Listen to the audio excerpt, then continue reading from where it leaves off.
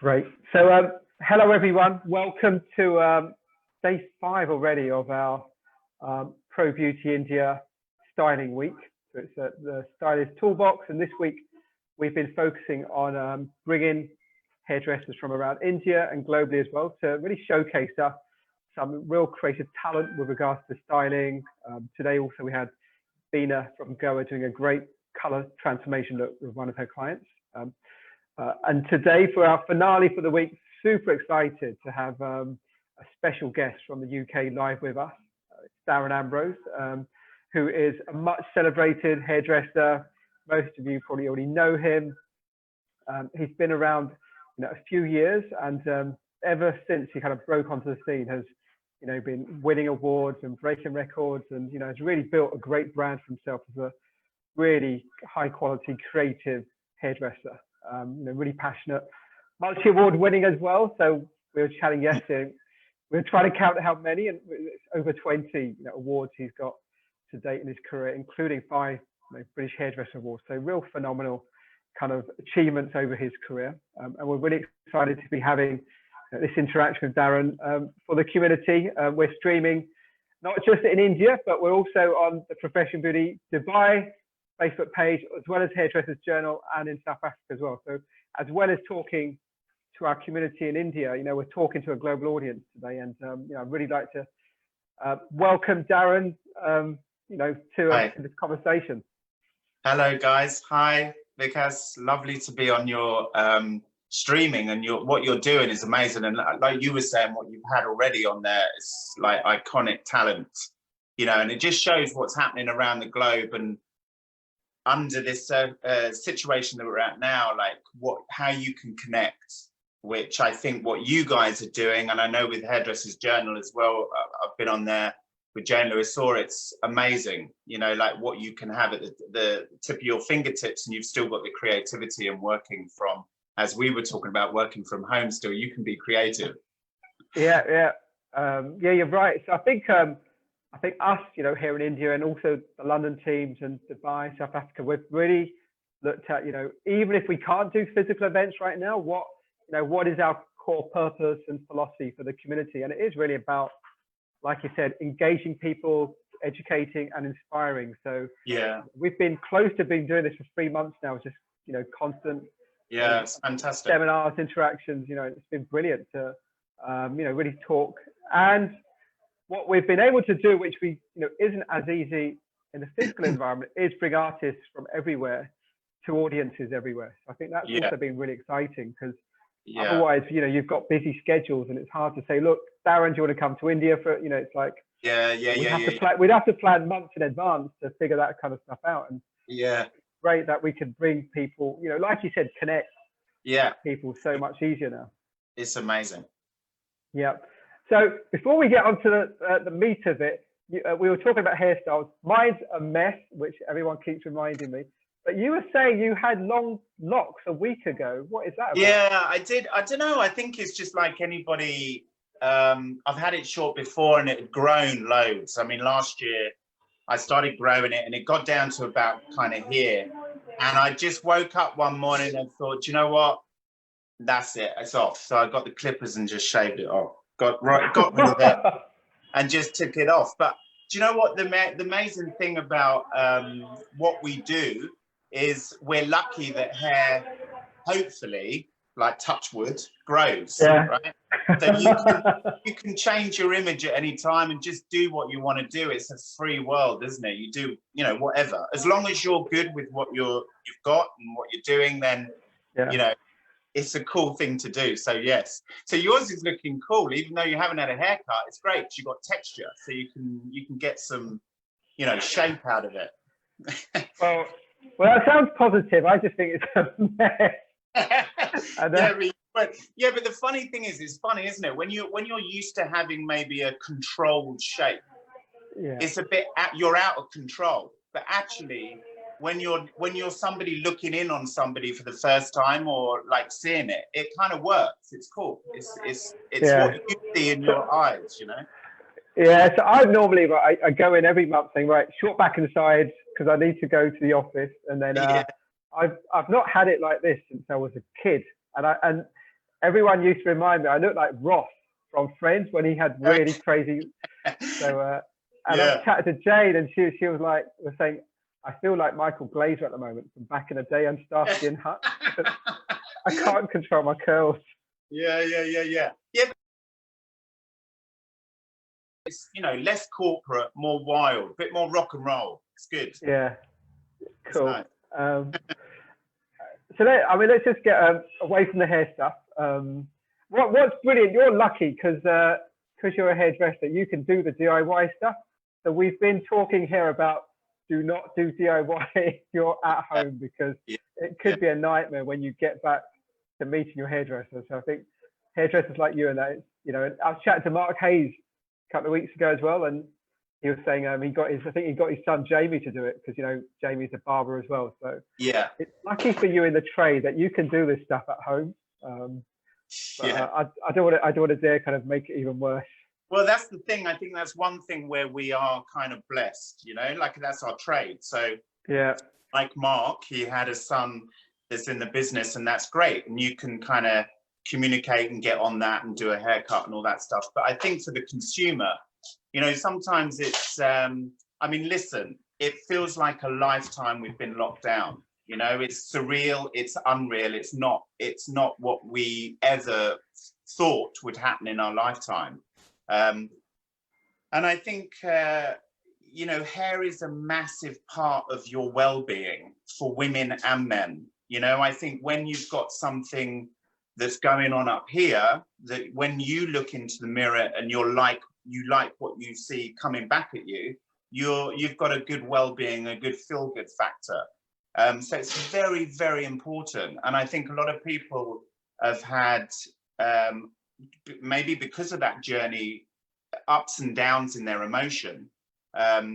But I think with the aid of great styling products that we have now, you know, with things that you can adapt to, you know, people do adapt. We have to adapt. We've had to adapt in this situation, like me and you talking and doing interviews, you know, via Zoom and all that. Yeah. And I think it's the same with the guys. And I think clients, you know, they do realize that. And I think they're very loyal in wanting to come back and get, you know, big jobs done, big changes, you know, things. Yes, it has grown, maybe some uncontrollable. You've got big roots, you know, if you were a bleach blonde and you're now like looking like Blondie or some surf chick, you know, with which could look really cool, but I think you do have to adapt. It's just making sure you don't do something stupid. Which is why, so I keep telling Jane, you know what, I'm just going to cut some of my hair off, and she keeps threatening me saying I'm not allowed to, especially because I represent HJ as well when I talk to her. Yeah, and she's a strong woman. Don't cross her. Don't. Yeah. And I think, but the thing is, you know, people may attempt, and we see things on social media where people have attempted haircuts and it's gone horrifically kind of wrong. I mean, there's sometimes something good in the undone and something that's not too perfect, but I think you're probably best holding on to your stylist or your creator, you know? All right, cool. And then just let's going back to the Darren Ambrose story. You started off when you were a kid, 17 years old. Yeah. So, you know, this question you would have been asked, I'm sure, many, many times, but just for our audience listening, you know, in from India and South Asia for the, you know, maybe the first time, is what made you decide to become a hairdresser? And especially, you know, at that age where obviously it was very different back then in probably the 80s, etc., where people were still looking at, you know, do I go university? Do I do technical training? University is much more now, but how did you decide at such a young age that you want to become a hairdresser? Yeah, well, I think it was the same back then. I mean, we were pushed. It's always been an academic world, right? I think even back in my day when I was younger, the teachers were pushing academia to go to university. You know, a lot of my university, which is amazing. And I think if you are tuned in that way, you're blessed. It's great, and it's, you know, the world's your oyster for that. But when you're a creative, it's a different story sometimes. And back then, people didn't understand a creative mind. So it was sometimes tougher to maybe make yourself known or understood in that way. And for me, I'd gone into graphic design, textile and art, and it was all kind of more creative. We had to do English, maths, all your usual curriculum, which is great, but it was something I felt very passionate about. And I suppose I was going down the route of more of a graphic designer and a designer. So I was doing all the exams for that to take place and go then to maybe college or university. But my dad's brother and his wife owned a salon in the south of England. My cousin was a trained hairdresser. My mother was also trained in London as a hairdresser. So in my background was the passion of hair, right? So when but probably like a lot of us that are in the industry, it comes from our heritage. You know, a lot of it comes from heritage too. And I remember coming back from school as a child, you know, as a young kid and walking in and, you know, my mum would be there doing a friend's hair like a big beehive 60s number and kind of creating these shapes. And I think out of me and my brother went down the construction route. He's more into sort of buildings and all this sort of stuff. And I was fascinated by shape and all that stuff. And that's kind of maybe on the other side of it where I had a passion. So for me at 17, as we left school early then, it was something that I was given an opportunity to a work experience in a salon. As you had to with school, you had to do right? And I did it a week before Christmas and it was amazing. I just loved the energy and the characters and it almost like gave you a freedom as an artist. You know, I could see people creating freely without any kind of too many strict boundaries.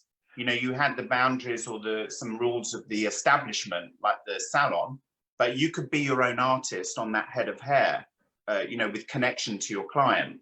So I just thought, God, this is amazing. Like you can just be, you could do what you want. Everything's changing every kind of half an hour to an hour. It's different things coming in and different challenges.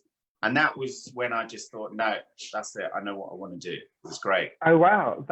So that real kind of week internship you did, do you remember what it was called? Like, it wasn't your family hairdressers, was it then? It was no. Local. No. When I left, and that was the one thing actually, funny enough, with my family and the connections that we had in the family, they just said, it's great and we back you, but we wouldn't want to train you. I think they wanted me to come out and do my own thing, feel myself, you know, be yourself, find your own kind of niche and all that stuff. So I worked with a chap called Terry Calvert, which I spoke about before. And that's where I did my training. He used to have a shop in Covent Garden. I did training in there. And back then it was for about 4 years that you did your vardering and your training to cover all aspects of hair. So it was like your color, your cuts, your session styling, long hair, all that stuff. Amazing. It was great. Really cool. It's not a bad place to do your training, right? Covent Garden as well. That would have definitely helped. Yeah. I mean, the vibe and the hub and the life and the lifestyle and the clients and the mix, it was a real thing then. And I think back then, kind of 80s, 90s, it was a very expressive, cash-rich environment where people just wanted, you know, now less is more, then it was more is more, you know what I mean? So everything was piled in like to everything you did, and everything was bigger and better and all this stuff. So, but for us as in the game, it was kind of, it was fun, you know, we had fun. It was very creative and very expressive. Oh, wow. You know, you've got things that you look back on and think, Jesus, why did we do that? You know, in that era. It was crazy. But then it's like anything, you know, it's a moment. It's like micro trends. It's things that happen and then go away, or they come back, but just a small piece of it, you know. So it's always good training. It's good. Era is a good thing. Yeah, for our local audience, more is more is very much what we call a Delhi and a Punjabi mindset. So it's Oh, all really? about Yeah. Yeah. No, not too. I don't want to really offend my Delhi crowd because my family's also from there, but they know what we mean. But you know what? Sometimes I think even in architecture, you know, like a lot of the architects say strip it back and less is more, right? Because we've become minimalist, and it's a bit like in fashion and all that stuff. Things become more watered down and you know, diluted, and yet sometimes if you go to haute couture or certain designers, more is more. It's like it's the bigger picture. It's how, so basically it's how you, I always think it's just what makes you tick and what makes you happy, you know? Yeah. You're producing something that's got good aesthetics and it's a great image, then you can't help but like it. It's got everything to it, you know? Yeah, and do you get a lot of inspiration from you know, what's happening in, you know, modern art and, you know, kind of trends you see around you? Does that influence the kind of work you're doing? Yeah, I mean, I don't know. I mean, I think around us everything inspires, right? You've got so much inspiration now around us. I mean, you know, in the day, and it will happen again. I mean, obviously we're locked down at the moment, but traveling the world, you know, I mean, traveling the world, doing shows, meeting people, sitting, watching, taking in different cultures, different fabrics, maybe even different natural things that grow in different countries, you know, that give you architectural shape. Everything's like inspirational. Everything's got its place where you can take a piece of it and run with something really creative and beautiful. And I think that's the beauty of it. I think it's what we all as in our family as creatives do all the time without sometimes thinking about it.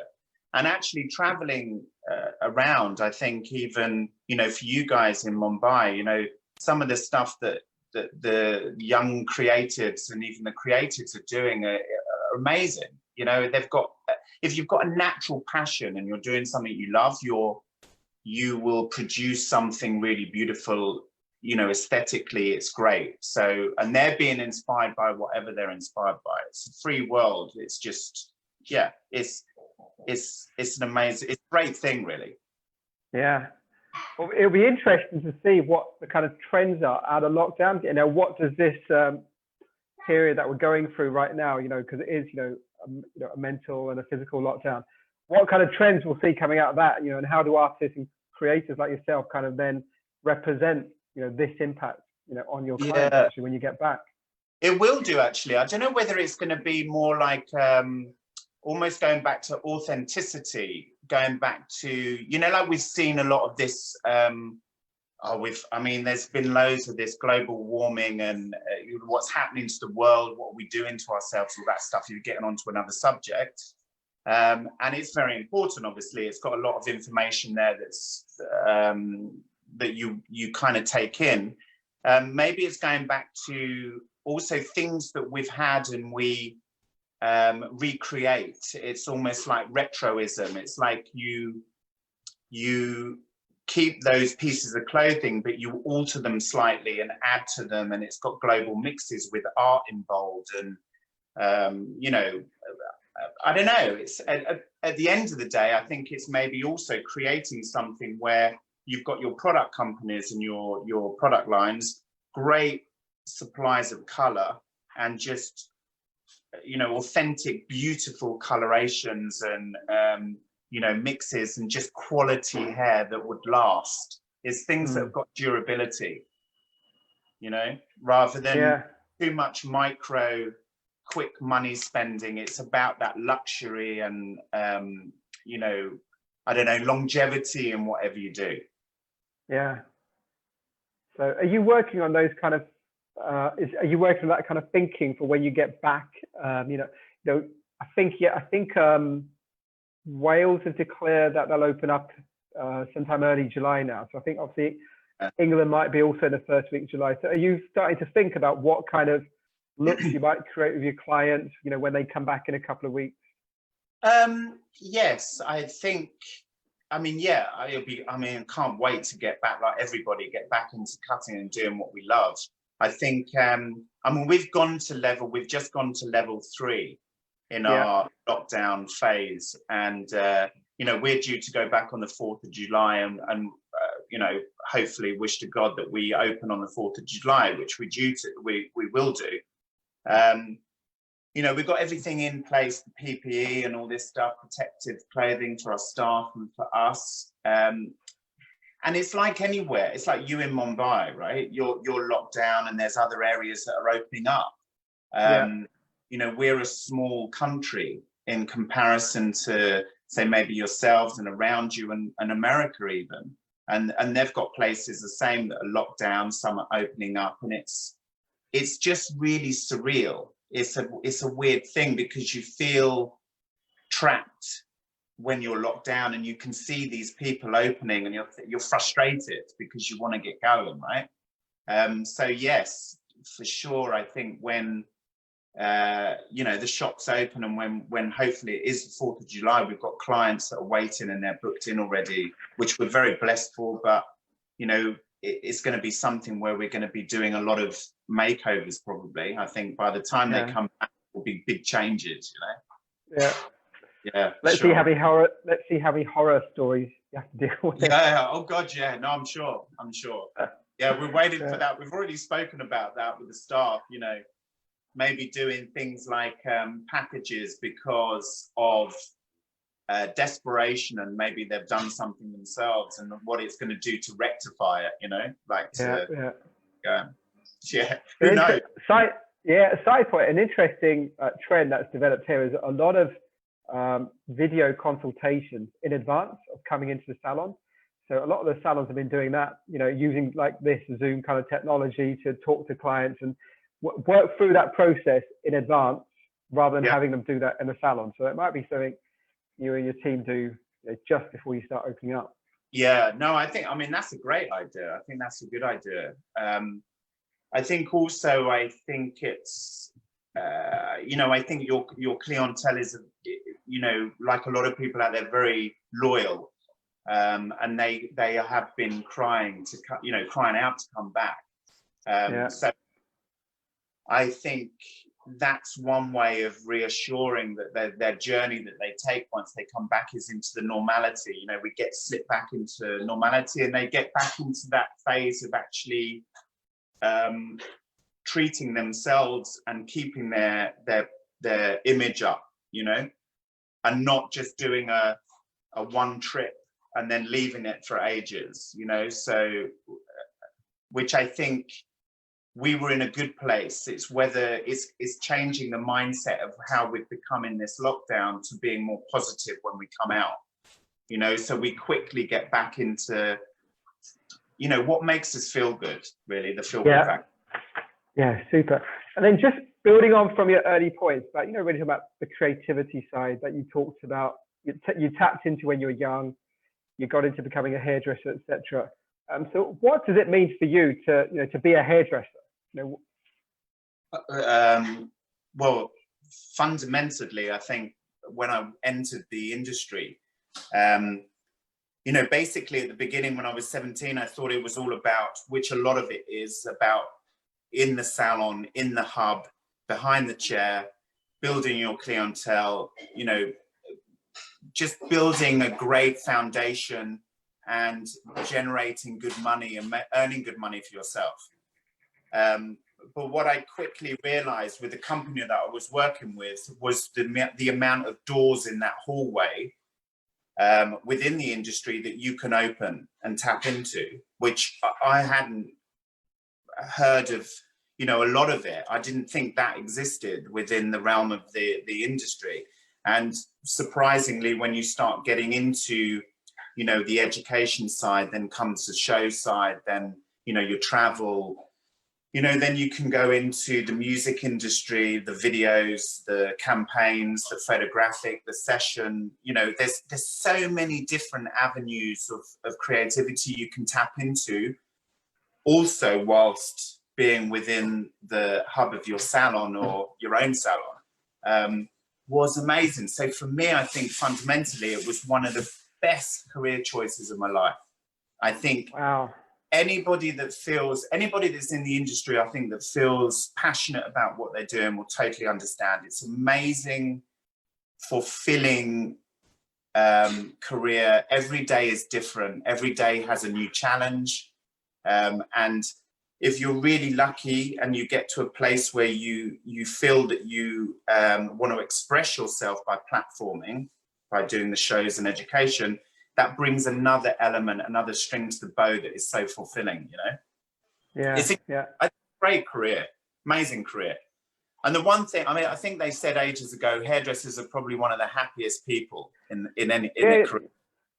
Yeah, you were chatting about that earlier. It's an amazing stat, you know, kind of statistic or, you know, thing to hear that, you know, about hairdressers, because as we're on this side as clients, right? So you never really kind of understand the depth, you know, of the kind of work that you do actually. And I think for me personally, having spoken to, you know, like things like you, and Giordano, and then, you know, Mark, we spoke to Patrick Cameron, you really get the passion and the creativity, you know, and it's a really different career on the inside, which we don't fully appreciate on the outside. Yeah, but I think you have to, I think like those guys like Mark, Giordano and Patrick, I think as well as everybody else that's out there that's really in it and creatively in it, you've got to have the passion, you've got to feel it, because it is a tough journey at the beginning. You know, like I think when you're a junior, when you're a vardering and you're training to be a stylist, you know, yes, it's amazing. Yes, it opens your eyes to a whole new world of creativity, but it is tough. You know, you're on your feet a lot. You're dealing with people that you never dealt with when you were at school. You know, your long hours, you're this, you're that. And there's times when you think, oh, I can't do it. I'm going to jack it in. You know, I don't want to do it. But that's the one thing I think, if you are focused and you're dedicated and you just shadow somebody that you're, you know, that you're watching and you're taking in, it's amazing, because those ones have got the longevity. They'll be the ones that will steadfast. That's a great piece of advice. It was actually leading to the next question, because obviously we've read about you saying one of the best pieces of advice you've ever received is to stay focused, which you kind of again mentioned.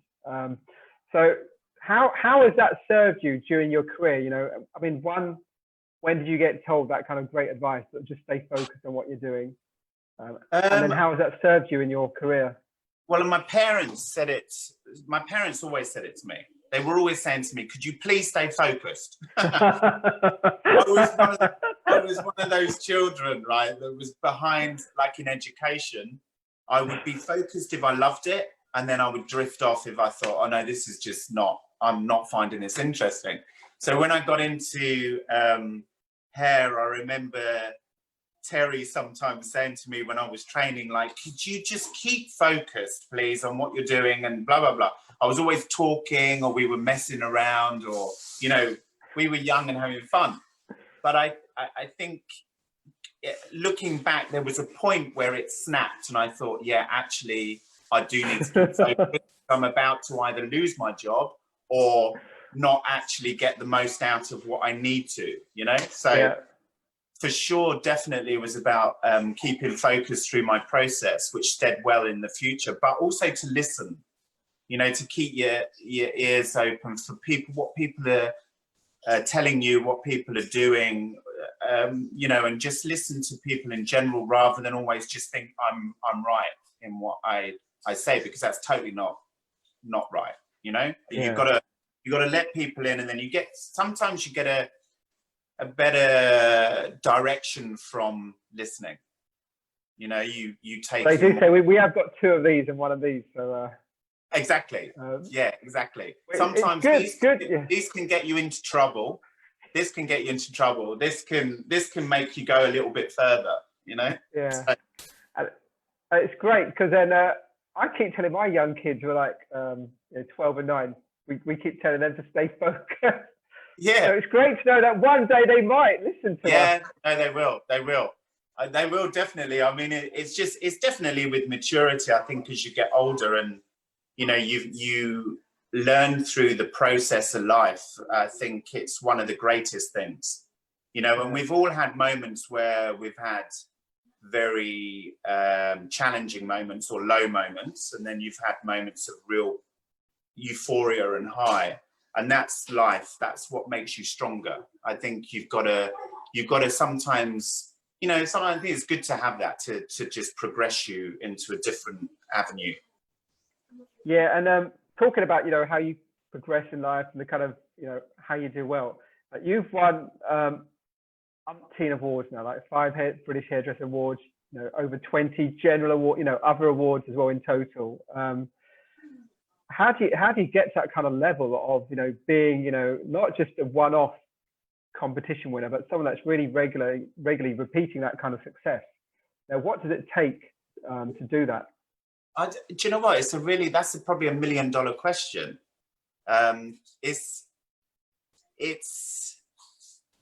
I think what it is, it's about, personally, if you speak personally, it's about goal driven. I'm very goal driven, and it's about a drive.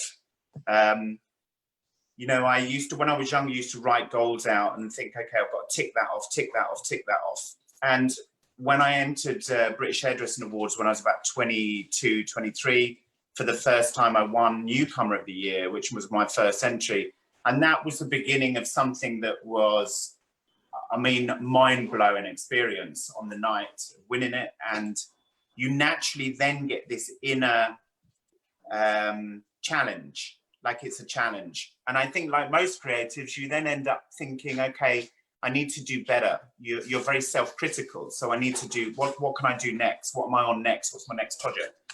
So it was actually that then followed suit. And I think as a formula, I mean, it's a very difficult one to say because everyone's very opinionated on that one.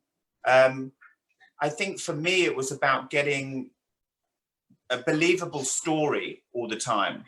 So if I'm doing a shoot, it was about a story that I felt very passionate about or strongly about. Like you could portray it in a shoot, or like if you're doing a campaign shoot, it's often about a lifestyle or the way the girl sits, the way she's photographed, the shading, the backdrop and all this sort of stuff tells a story. So I always sketch everything before I do anything. I'll draw out scenes, I'll draw out the hair types, I'll do oil paints and things for Pantones of color. And then generally it's having the backing of your photographer and your makeup artist and your stylist and things like that come on board and believe the story.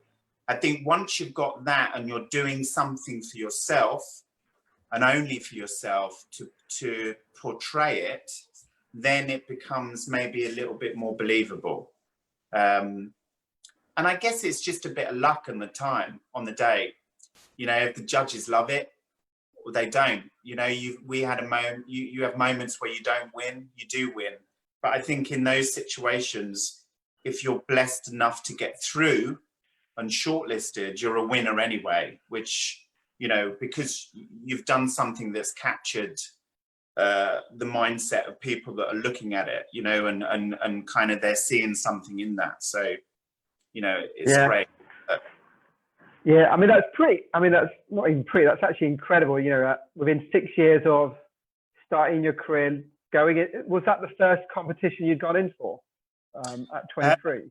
Yeah, I did some other things when I was a lot younger, you know, with my training and all that stuff, which were really enjoyable. So the education of doing things like that was slightly set in place, you know, like what it takes to do a competition or what you need to put in, the grafting that you need to put in. Because it's like a lot of things, you know, like you quite often don't get anything for nothing.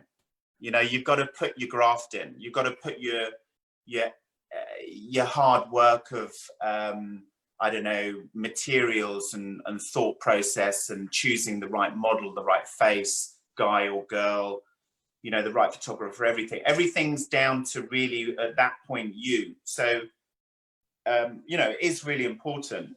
So I think you only ever achieve anything sometimes in life if you put a grafting in, you know. It's like people say you're blessed with a silver spoon and you're handed it and everything's on a silver spoon, but that doesn't, maybe for some it's cool, but then I think for most people, you know, it's a journey, it's a process, and you start to grow with it. And then what kind of tips would you give to you know, young generation today that, you know, that have that kind of aspirations? Because it can be quite intimidating to go, especially for the larger awards. So what tips would you give the younger, you know, younger stylists? I think for people coming into the industry or within it and want to get to somewhere, I think what's very, very important is to what we was talking about earlier, you know, listen and focus and write down where you want to be. What's your passion? What do you want to achieve? Whether it be, you know, you're the top color technician, the top stylist, creative director, own your own company, go into the session world, go into the music industry, you know, doing hair, go into the film business, whatever it is that you want to do. I think it's to write out your goals and then listen, focus, put down your mobile phones whenever you can. Don't keep going on social media as much as we all use it, and it is amazing. I think in those times it's about focusing on what you need to absorb at that point. I think it's really important to have icons, you know, like as in people you aspire to. I mean, I know when I was younger and I was training, Robert Lebetta used to be somebody that I really admired, you know, in a sense of he was blasting out these amazing images and it was really creative and beyond out of the box. You know, it was a lot more expressive. And for me, those were things that I tapped into. I got it, you know, I felt it. I felt that kind of vibe. So I do think it's really great to have that. But I think you need to also get to a point where you feel yourself, where your signature is. You know, you need to be developing your own signature. So as much as you have those inspirations, I think it's important that you find yourself and only ever do something that you feel truly happy with, that's about you, you know? Yeah. So when you're creating, it's not like anybody else. It's about finding your own path of image making, you know, and creating. And I think, you know, it comes with basically hard work and putting in the graft, you know, for that. Oh, brilliant. Yeah. At what point, I mean, when you talk about finding yourself, was there a point in your career when you suddenly figured, you know what, this is me, and this is where you moved beyond looking at your icons and what others were doing to realizing this piece of work was truly representative of who you are? Yeah, I think you go through different processes. I mean, I remember when I was entering avant-garde and I was doing hair, you know, that was a lot more kind of almost like haute couture. It was a lot more exaggerated and there was more drama to it. And I remember editors and consumers even were saying, you know, well, that's beautiful, but who'd wear that? And can you actually do consumer hair? Can you do normal hair? You know, it's funny what people, how people see things. You know, when they're viewing stuff like that, they think you're just that box as a person. Maybe, you know, when you look at things, what I've created, maybe there has still got an element of avant-garde to it. Maybe, I don't know. You know, it's how people see what you do. But I think at that time it was something I wanted to get into. So winning avant-garde 3 times, getting into the Hall of Fame for British hair was amazing, and I did it on that. And then I think you were doing consumer hair all the time within the salon. So when it came to creativity, it was about producing things that were out of the box. But now it kind of changed, because then I got into, you know, doing things with photographers for campaigns, or, you know, doing celebrity stuff, doing other bits and pieces and some music videos and all those sort of bits. And then the skills change slightly in the way that you're producing the hair or moving the hair or creating the hair. So, you know, it's more diverse. It's more about what we do as an industry. So it's tapping into everything. So yeah, I think it's very important to have all of those elements, but then find your passion. You know, find what's good for you. Because we all, at the end of the day, I think when you go into a company, whether you own your own company or you're within a company, we have to do consumer hair, and we're very understanding of the consumer. So it's about a partnership with each other. It's like if you came into me, you know, the biggest thing is about talk and consultation. So I get to know you and we create something for you. So you're needing to be very complying against the client. Whereas when you're doing a shoot for yourself, or you're doing shows, or if it's you know, anything that you're doing, it's a little bit more out the box, so you can be more creative. And even sometimes, even going into London Fashion Week, you know, if I've worked on that with designers, they like you to be, obviously it's different, it's consumer friendly or runway friendly or whatever, but then it can also be really expressive and outside the box. So it depends on how the designer wants to see the hair with the clothing. So you know, all of it's great. It's amazing to work on and just be involved in, really. And what have you enjoyed most? Because obviously, like you said, you know, you run your own successful salon, you've won loads of awards, you've performed at shows domestically, internationally, you know, and you're also a global ambassador for Wella. So out of all that kind of, so much that you have access to, what do you enjoy the most? I would say I enjoy the shows. I enjoy a show. Like if we do, we've done a couple of shows actually with America, with Carol Protat from Wella. We did one for her over in Vegas and one in LA last year, and they have done some amazing collaborations with obviously the production team on the sets that they do and everything like that, and the runways and everything. And they are just, I mean, totally awe-inspiring. There's something where you can produce an image on somebody, and that person is representing your vibe and your brand that goes down the runway or whatever they're performing. And I think for Wella, they do a great platform anyway, and they will tell the story through what they've set up for you. But a show is a massive feel-good factor. It's a bit like going to the West End, to the theatre. You know, sometimes you can go to those places and you come out buzzing, like you just feel so uplifted. So I think in a show sense, if you can captivate people in a way that makes them feel like lifted, like totally inspired by something, and it doesn't have to be everything that you perform. You might have something where it doesn't at all, and you know, you're totally unlucky. Or you could have something where it can be totally cool and they're like standing ovation. So it's a mix, but that's about what we do. Some people love it, some people don't. They don't get it, or they don't get it. So, but I think to perform it is amazing. Really cool. Yeah, it's one of the best. I love it.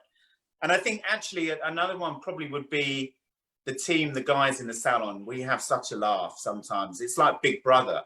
You know, when you work, but yeah, because when you work in a company, it might be like for you guys, maybe not, but it's like, you know, when you're with a team of people for a long time, and we're lucky we've got some guys that have been working for us for a long time.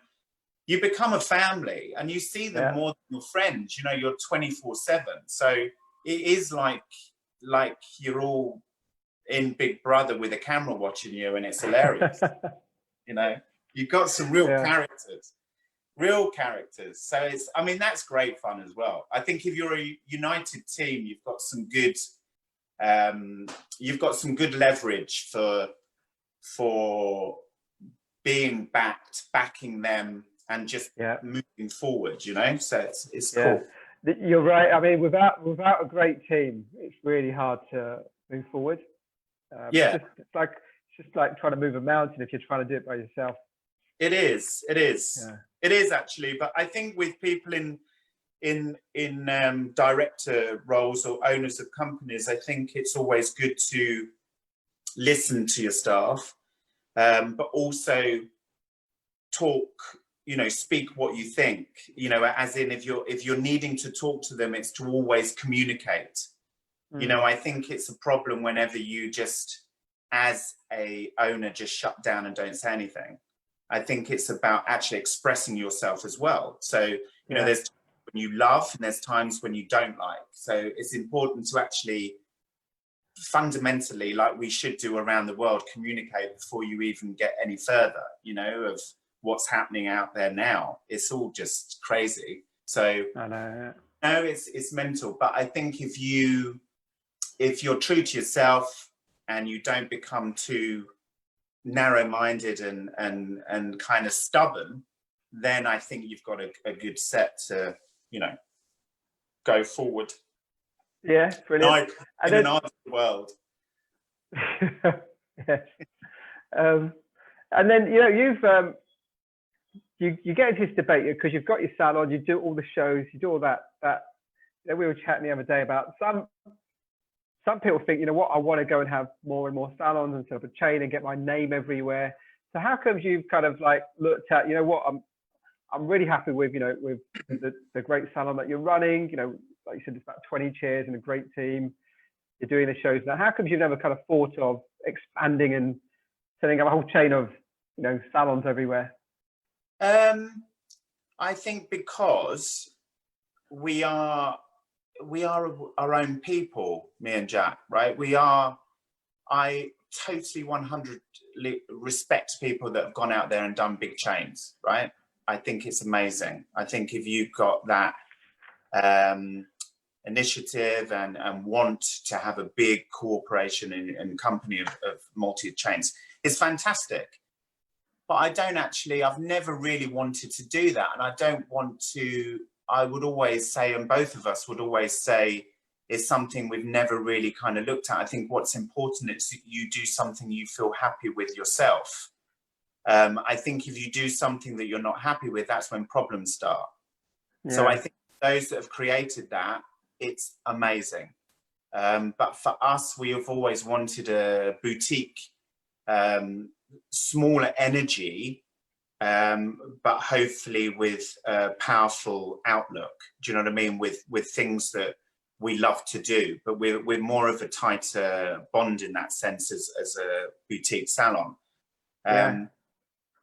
We have had periods where we're going to extend and, came very close to finding another one, but obviously things in life, nothing always runs smoothly. And we had personal situations where that didn't happen. But I think, no matter what, it's about keeping yourself very focused on what you have and building what you believe in. And I think it's really important to also not think too much about others. I think inspired by others is great, but not think too deeply about others and what people are doing here and there. It's about what you're about. I think that's when you've got a good mental health, trying to keep more positive about that rather than worrying about what the world's doing or worrying about what your neighbors are doing. Because at the end of the day, I think when you talk in business sense, most of us all have the same problems sometimes. Doesn't matter how big you are or how small you are. It's something that you're very compatible with in that way. So I just think you have to be happy with what you're doing. If you're doing that, then it's quids in. You're on a good track. Yeah. So it sounds like you've always been very true to that, your philosophy of being true to yourself. Just whatever is your core and your philosophy. Yeah, being very kind of massively. I think the trouble is sometimes if you lose focus on what you feel strong about, you lose focus on a lot of things, and then that's when it can kind of just rock the boat slightly. So I think, yes, it is very important to be true to yourself and believe in what you're doing and the passion in what you want. And there's a place for everybody for what they do. And I admire lots of people in the industry. There's so many creative talents. It's incredible. And their place is their place, and there's a righteous place for that, you know, and it should be. But I think it's important that what you achieve as a creative is coming from yourself, not from trying to be like anybody else. You know, it's about your feeling.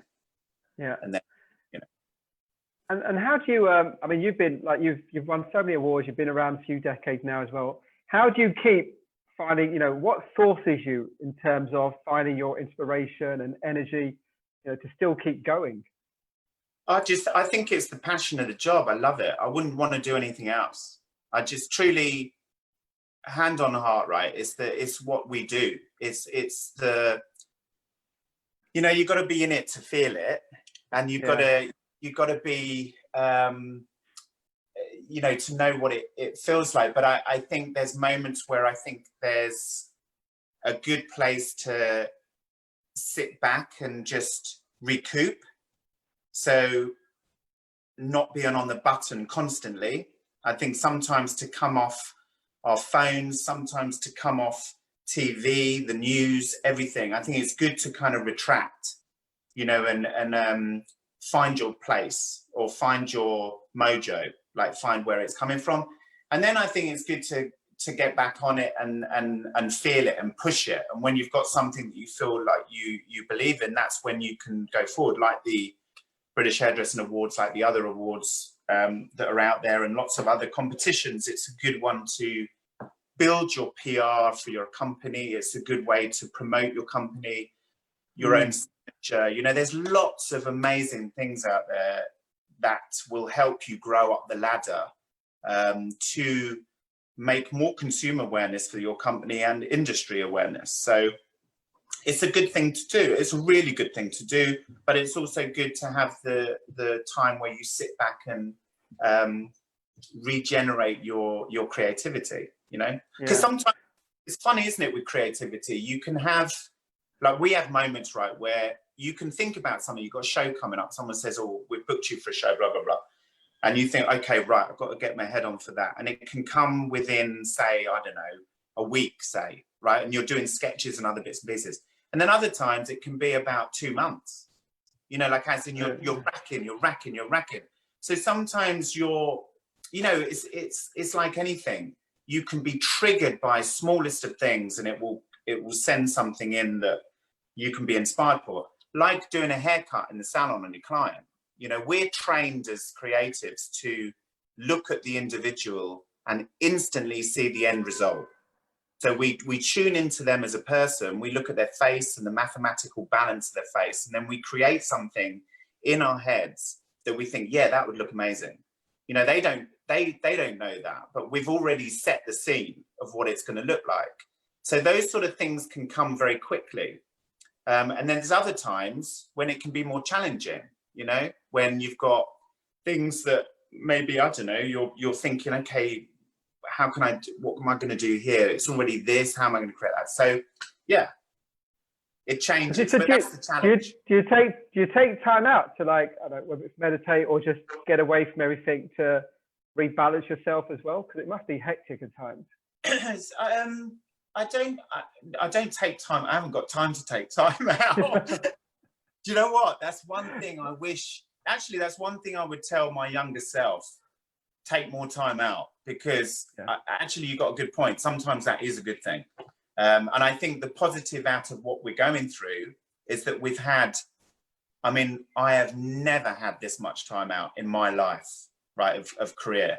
But from a positive point of view, it is a really good place to actually reflect and sit back a little bit, you know, and see what's going on and all that stuff. But when it comes to meditation, it sounds really heavy, like, you know, guru Ambrose. But I tend to, we do a thing called mindset, which is mindfulness, where I suppose it is like meditation, but it sounds a bit kind of like heavy, but it's amazing to just relax the whole body and just take away all the rubbish that you store, because our worst thing in life is overthinking. We always overthink, I think, in lots of stuff. And it is a killer of what you do in a sense of going forward. It sometimes can be your hindrance. So I think to wipe that out for anybody out there, mindfulness is a really cool way to just chill yourself out. Yeah, I mean, we've got the kids trying to do it at the moment. There's a course called Mind Valley. So we're like, and even I want to do more of that. And just like you said, take away the overthinking and the negative blockages. Yeah, it is, because I mean, you know, we've equally now through what we watch on news and so definitely social media about people that have, you know, mental health issues, you know, which is very huge, very, very important, and you know, a very poignant and heartfelt issue. You know, it is an issue for a lot of people, but I do think you do sometimes need to take that step back to get back on the rails, to go forward in a better way. You know, I think this period maybe could be sent for a reason, whatever reason. If you're looking in a spiritual sense, it's sent to sometimes, you know, to get you back onto a level where you can sit back and think about maybe your business, maybe family connections, maybe a friend, maybe whatever it is. You know, it's all of that stuff. So yeah, it's important. It is healthy. It's looking after yourself. Yeah. I mean, we take a lot of effort to look after our body, physical body. So it's important to look at your mental side as well, actually. Yeah, for sure. Absolutely. All right. More of a personal question now. So you were talking about, you know, when you see a client, you know what the end product should be. What should I say to my hairdresser when I go back to the salon? If I may not then say short back and sides. Any tips? What should you say? Well, maybe you should say something like, you know, I don't know. I mean, I think to keep your long hair is better. It's less corporate. You know, I think the short hair is cool, but if you've always had short haircuts, step outside of the box and wear it for a while, where you just like create something different. Because actually, it's like we were saying before, hair grows. We're lucky, right? If your hair grows, your hair grows. So what's the problem? You cut it off or shave it.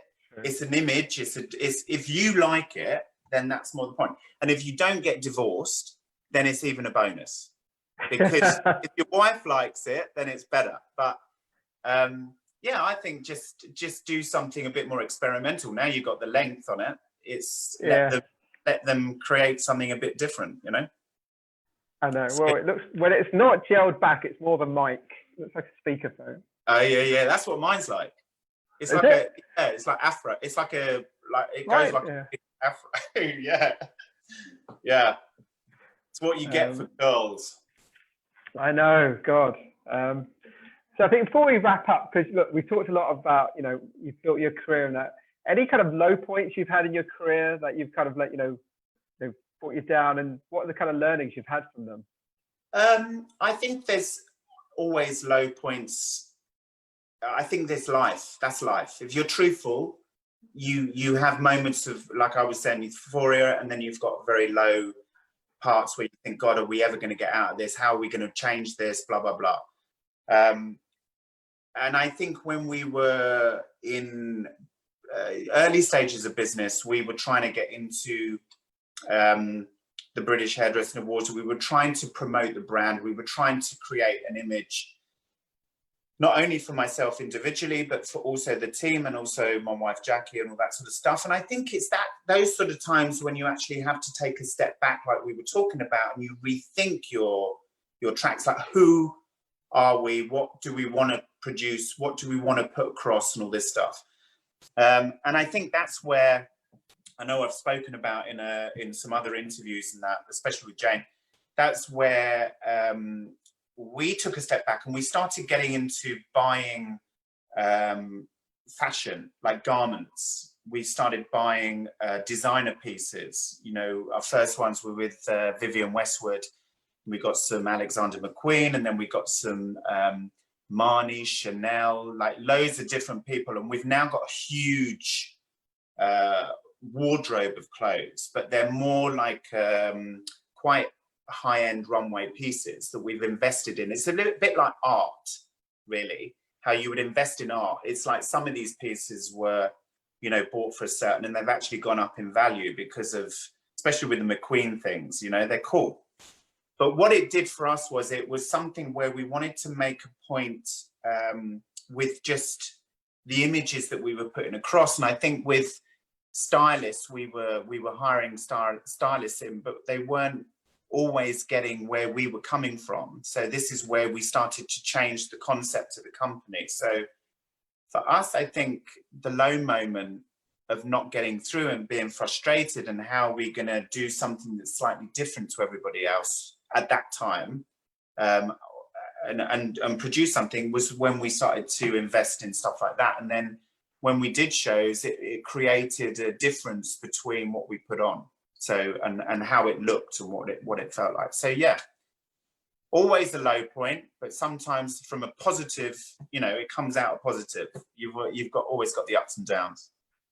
Yeah, brilliant. Yeah, you do. And I think you just have to do the kind of work to have a positive mindset. So even through tough times, even like what we're going through now, so there are for some of us positives. Like you said, you've got time off to think, be with family, be with friends, reconnect, and maybe get your creative juices going again as well. Yeah, exactly.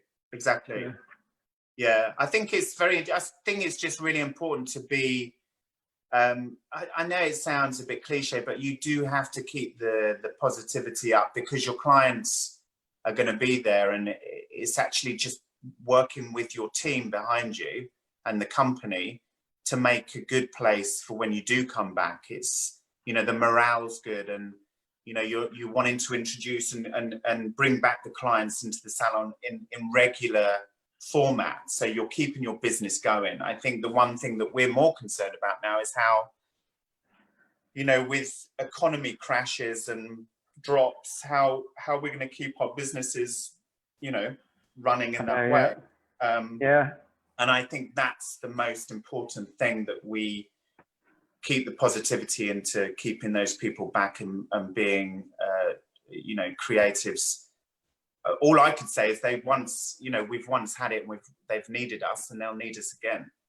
And hopefully it's building that. I know. So just another last wrap up one, but you say you're very goal driven, in terms of you set your goals, your targets, you work towards them. So what can we expect next from, you know, Darren and Jackie, when you guys get back to work? What's the next big thing for you guys? Well, we've actually put together a big wardrobe of Pantones and clothing for shows. We've got show concepts for that. Working on British, been nominated for British, which I'm totally honoured for again this year. Amazing stuff. And we're working on the concepts for that. We've got some shoots coming up. I've got a shoot coming up in July, actually, God willing, towards the end of July. We've got some other shows, I know, with some of the guys in Canada, and that, if God willing, that happens. So there's some really cool things that we've got in place and we've got thoughts of. So it's just really basically, hopefully, that we can get out of this as cleanly and as smoothly as possible, and hopefully get it back to a normal way of living, whatever the new norm is, or the norm is, as quickly as possible, and just like everybody, work on stuff that we love. Yeah. Okay. Super. All right. It's been a pleasure chatting to you. I mean, an hour's gone by like really fast. Yeah. It has, actually. Yeah. It's been great talking to you too. Yeah. I chatted to Jane. She's like, how long are you guys chatting for? Half an hour? I'm like, no, maybe a bit longer, but it's flown by. Yeah. It has. Amazing. Cool. All right. Super. So thank you so much for being with us and, you know, and talking to us and our audiences around the world. Yeah, no, pleasure. And good luck on, you know, on opening up as well. Thank you very much. And good luck to you guys as well. And everybody out there, good luck to you.